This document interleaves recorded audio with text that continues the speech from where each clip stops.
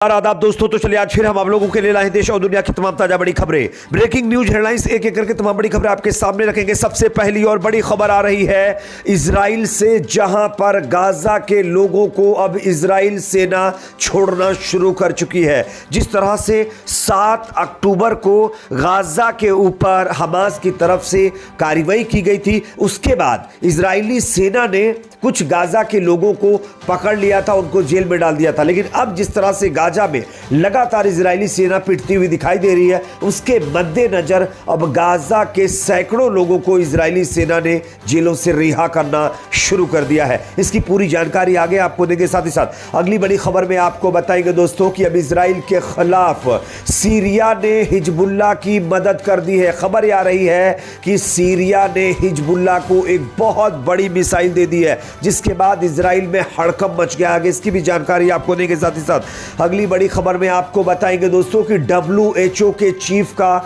बहुत बड़ा बयान। गाजा के अंदर हॉस्पिटल, मुर्दाघर, टॉयलेट सब जगहों पर किस तरह से हुई है, इसको लेकर के उन्होंने एक बड़ा बयान दिया है जो आपको सुनना चाहिए। आगे इनका भी बयान सुनाएंगे। साथ ही साथ अगली बड़ी खबर में आपको बताएंगे दोस्तों कि भारत में अब फिलिस्तीन लोगों अब जो समर्थन है वो और तेज होता जा रहा है। खबर आ रही है कि जिंदल ग्लोबल लॉ यूनिवर्सिटी के छात्रों ने हमास के साथ साथ फिलिस्तीन के समर्थन में मार्च निकाला है। इसका भी वीडियो आपको दिखाएंगे। साथ ही साथ अगली बड़ी खबर में आपको बताएंगे दोस्तों कि इजरायली सेना और इजरायली सरकार का जो प्लान गाजा के लोगों को वहां से भगाने का है, इसका एक ऑडियो लीक हो गया है दोस्तों। किस तरह से इजराइल ने गाजा के लाखों लोगों को भगाने की कोशिश की और किस तरह से उनको लेकर एक बड़ा प्लान तैयार किया था, इसको लेकर बड़ा खुलासा हुआ। इसकी भी जानकारी आपको देंगे। साथ ही साथ अगली बड़ी खबर में आपको बताएंगे दोस्तों तुर्की के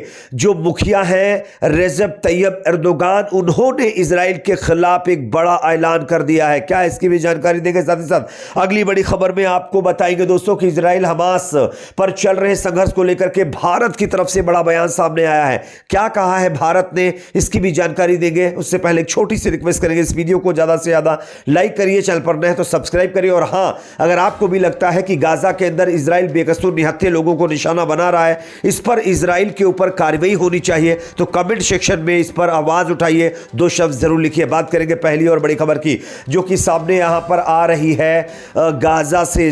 खबर यह है कि अब इजरायली सेना ने जिस तरह से 7 अक्टूबर को सैकड़ों फिलिस्तीन के लोगों को जेलों में डाल दिया था, पकड़ पकड़ कर वहां इजराइल ले गए थे, अब उनको छोड़ना शुरू कर चुकी है। मैं आपको खबर दिखा रहा हूं, आप देख सकते हैं। खबर आ रही है कि इजराइल ने 100 से ज्यादा लोगों को अब जेलों से रिहा किया है, जिनको 7 अक्टूबर को गाजा से पकड़ा गया था हमास के हमले करने के बाद। और अब खबर आ रही है कि जब हमास से लगातार इजराइल पिट रहा, साथ ही साथ हिजबुल्लाह ने भी उसके खिलाफ बड़ा ऐलान कर दिया है, तो इन तमाम जो है एक तरह से एक्शन के बाद इजराइल घुटने टेकने की कगार पर पहुंच गया है और अब वो गाजा के लोगों को रिहा करना शुरू कर चुका है। बात करेंगे अगली खबर की, जो कि सामने यहां पर आ रही है दोस्तों। इजराइल हमास के संघर्ष में अब रूस की एंट्री हो गई है। आप इस खबर को देख सकते हैं। इजराइल और हमास के बीच संघर्ष में लेबनान के संगठन हिजबुल्लाह के बाद अब बताया जा रहा है कि रूस की भी एंट्री हो चुकी है।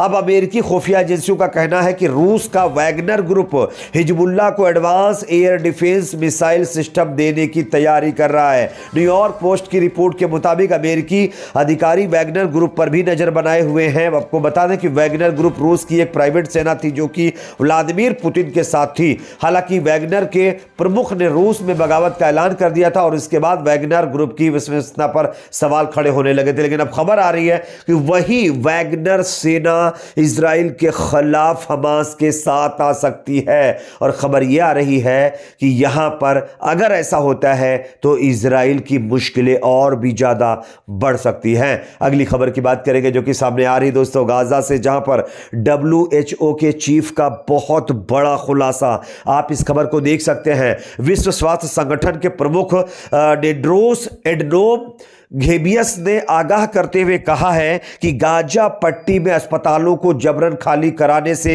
सैकड़ों मरीजों की जान पर खतरा बन सकता है।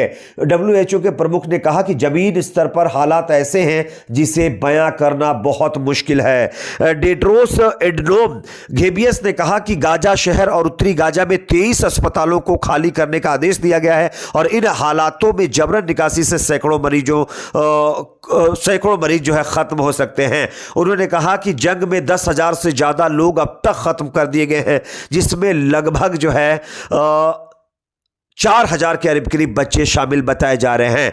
WHO ने यह भी कहा है कि अस्पताल फुल हैं, मुर्दाघर भी फुल हैं, यहां तक कि टॉयलेट के अंदर भी लोगों की बॉडी हुई है, कहीं बॉडी रखने की जगह नहीं है। इतने हालात खराब है गाजा के अंदर। बात करेंगे अगली खबर की जो कि सामने आ रही है। जिंदल ग्लोबल लॉ यूनिवर्सिटी में अब फिलिस्तीन के समर्थन में प्रदर्शन हुआ है। मैं आपको खबर दिखा रहा हूं, आप देख सकते हैं। यहां पर जानकारी है, फिलिस्तीनी संगठन हमास और इजराइल के बीच चल रही लड़ाई के 1 महीने होने को है। इसी बीच भारत में जिंदल यूनिवर्सिटी के अंदर फिलिस्तीन के समर्थन में कार्यक्रम हुए हैं। 1 नवंबर को OP Jindal global university Sonipat Haryana में फिलिस्तीन के समर्थन में कार्यक्रम किया गया है। यहां पर प्रोफेसर अचिन वानाइक ने जो है बयान भी दिया है और उन्होंने फिलिस्तीन के लोगों की मदद की बात भी कही है और उनके समर्थन में जो है ये रैली निकाली है। बात करेंगे अगली खबर की जो कि सामने आ रही है। अब इजराइल की सेना का बहुत बड़ा प्लान जिस पर बड़ा खुलासा हुआ है, मैं आपको खबर दिखा रहा हूं, देख सकते हैं। फिलिस्तीनियों को जमीन छोड़ने और मिस्र की ओर भागने के लिए मजबूर करने वाले इजराइल के निरंतर प्रयासों की खबरें अंतर्राष्ट्रीय मीडिया पर रिपोर्ट की गई है। इसको लेकर कुछ जानकारी भी लीक हुई है, जिसमें इजराइल चाहता है कि गाजा पट्टी से 2.3 मिलियन लोगों की संख्या को मिस्र के सिनाई प्रायद्वीप में भेजा जाए।